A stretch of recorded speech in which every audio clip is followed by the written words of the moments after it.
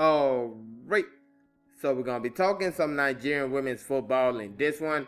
On today's roster, we have not one, but two CAF Team of the Year nominees to talk about. First is the Super Falcons of Nigeria. Of course, they have their WAFCON qualification doubleheader coming up against Benin Republic. They had their first training session today with a limited amount of players. We'll be talking about the players in camp, players expected to be in camp. And speaking of players expected to be in camp, we have big news about a key player who will be missing the matchup, so you have to stay tuned for that. Also, the Flamingos of Nigeria. The Flamingos of Nigeria. Of course, we saw what we saw on Sunday, and we can't unsee what we saw on Sunday. It was just a whitewash. It was just embarrassing. 4-1. They lost to Canada. They have a lot of things that they need to improve upon, and the question is, do they make those improvements before their game against France, which will be played tomorrow? And we will be talking about the game in this video. But first, please make sure to like this video, subscribe to the channel. Thank you very much. So yeah, let's talk about the Flamingos first before we get into the Super Falcons. So the Flamingos will be playing France tomorrow, Wednesday, the 22nd of October. The match will start by 8 p.m. Nigerian time, and it will be hosted at the Mohammed VI Football Academy, Pitch 1. I guess because they have like pitches back to back. I noticed there was another game going on by the time our game was going on, like right next to it. You could hear them cheering while our game was going on. So it's going to be pitch 1 along with other pitches, I guess, and that's going to be in Saleh, Morocco. Now, to watch the game, you can catch it on FIFA Plus. So you type in FIFA Plus in your search engine, and this is going to pop up. You click on it, and from that page, you get to the game. It's real easy. Now, the first thing to know going into the match is that this is a must-win for the Flamingos.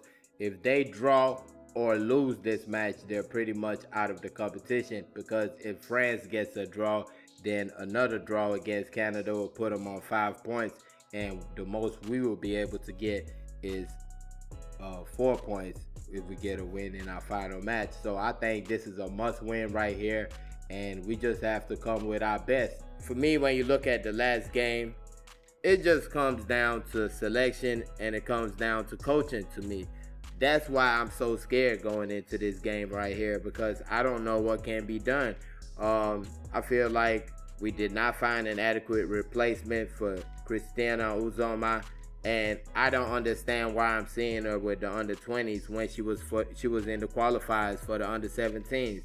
I just don't understand that. Then I also don't understand why a whole bunch of players from the other team were dropped. Aisha Ranimoshan, the Remo Stars forward, don't know why she got dropped. If she's injured. Chidi Harmony, I hear she's injured, so we can take that. Peace F Young, I'm guessing she's injured, but I mean, I don't know. We have a number of players that were on that team that did not make this team, and you don't see the reason, because the performance of the players in their positions are not that good. Also, I've talked about this since the last World Cup. You can't just be shooting everything you see and expecting to go far in competitions like this. I don't understand what Bankole Olorukere is on right now. This is not how you play to win that bronze medal. We had good attacking football. Now it's just basically shoot, shoot, and shoot, and shoot. That's all it is, just shooting everything you see, and I don't understand that. That is not something that's sustainable. Yes, you might be able to score against teams without good goalkeepers, but you can't expect to go far in a competition like this doing that.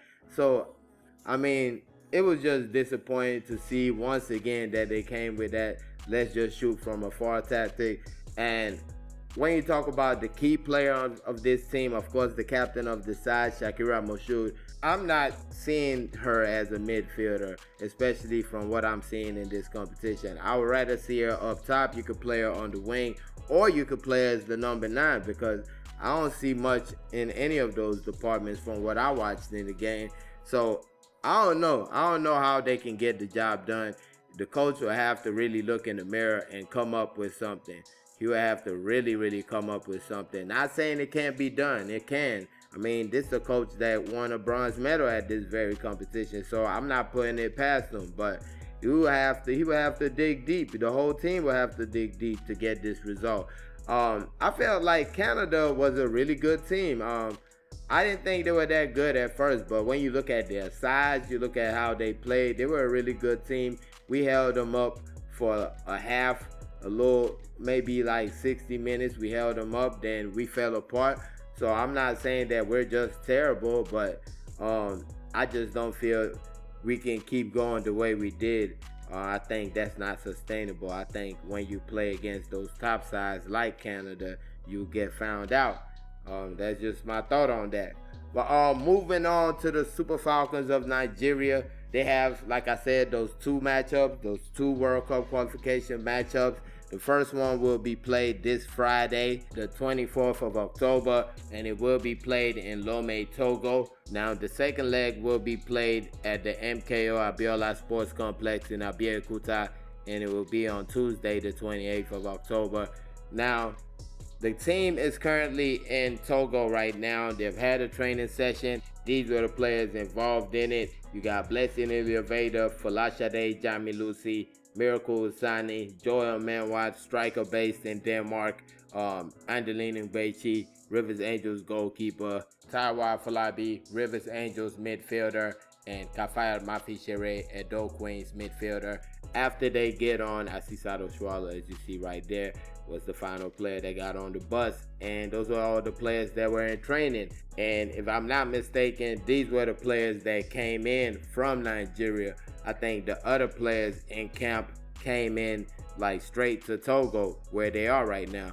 I think the other players flew from Nigeria to Togo, the other players from their bases to Togo. That's what I mean. Christy Uchebe and Chiamaka Nadoze landed last night in Togo. Ashley Plumter this afternoon landed. I believe right about now, you should have in camp already Rashidata Jibade, Osinachi Ohale, Chiwendu Ihezu, Michelle Olozie, Deborah Biodun, Esther Okoronkwo, and Shukurat Oladipo. These players should be in camp tonight.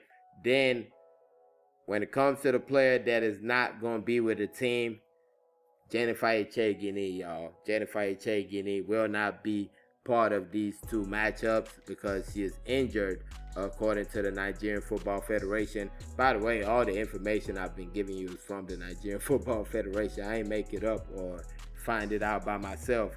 So, yeah, she is not going to be part of the matchup. Really, I don't understand it because Jennifer Echegini played for a club in their last match, and she was substituted 90th minute. She actually took a nice strike that could have landed in a goal, if not that the player that put in the rebound was in an offside position.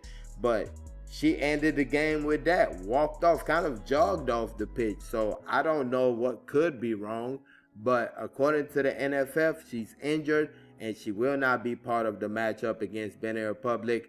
A miss, but of course I feel like we have the players to get the job done. It is a big miss, but I think in a matchup like this you should have what it takes to get the job done. Now, do I expect the coach to call up a replacement for Jennifer Echegini? Probably not while they're in Togo. They'll probably play the game in Togo with one less player that would have been in the team. But maybe when they come to Nigeria, a home-based player might get that call up. I doubt they'll call a foreign-based player. But let me know your thoughts. Super Falcons already got a training session under their belt in Lomé, Togo, getting ready for that doubleheader against Benin Republic. Of course, the first game will be played this Friday, 4 p.m. Nigerian time will be the start, if I didn't say that earlier. But let me know your thoughts on the Super Falcons and Flamingos in the comment section. Make sure to like this video. Thank y'all for watching. Peace.